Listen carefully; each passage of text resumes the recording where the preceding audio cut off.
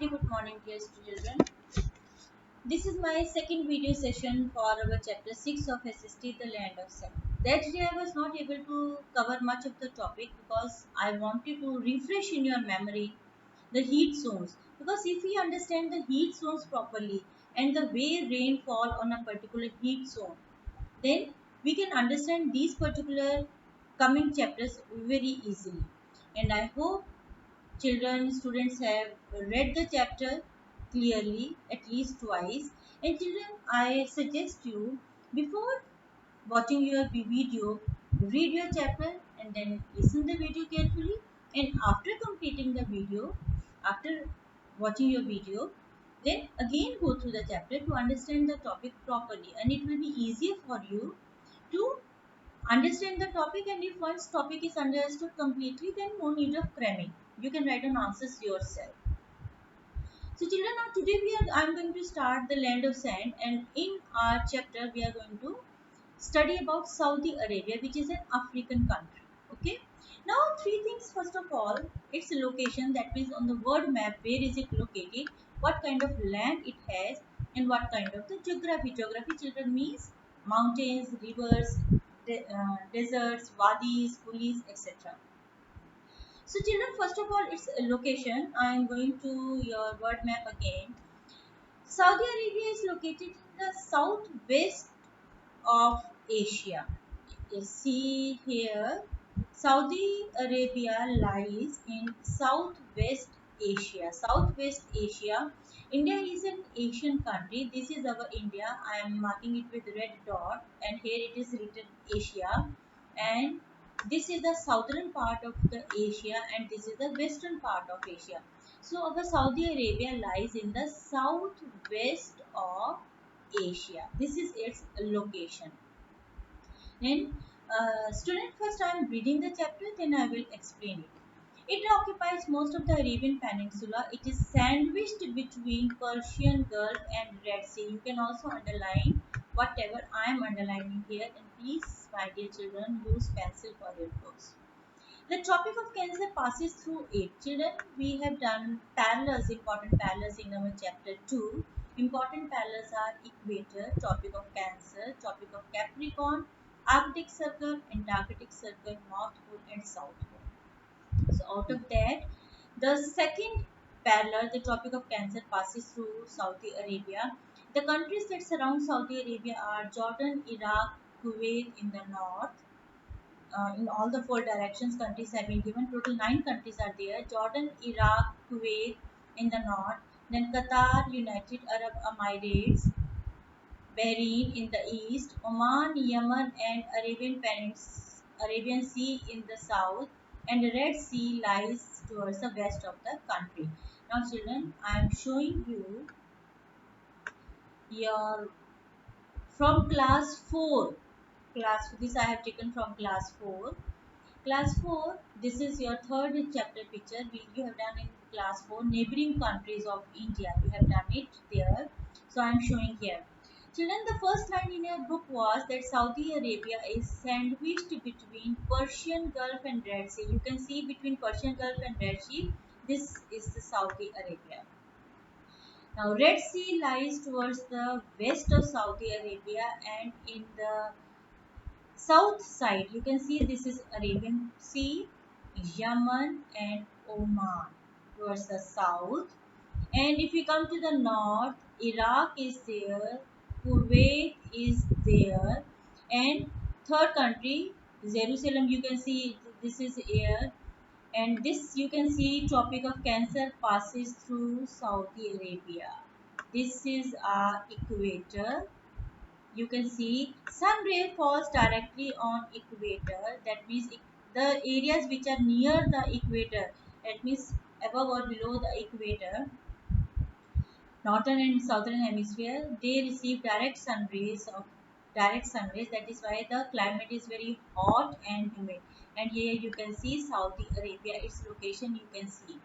Okay children, and then towards the eastern side we are having Persian Gulf, Qatar is there, United Arab Emirates is there, Doha is there, Abu Dhabi is there. Okay, so this is the countries, neighboring countries. Now coming back to your chapter.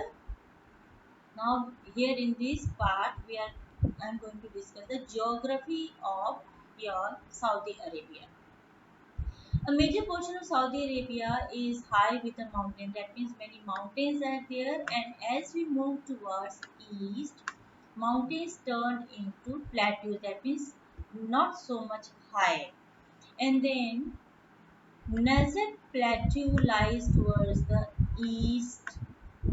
Then driest and treeless desert. Three most driest and treeless deserts of Saudi Arabia are El Nefut in the north, Dahwa in the east. I have already shown you Dahwa in the map.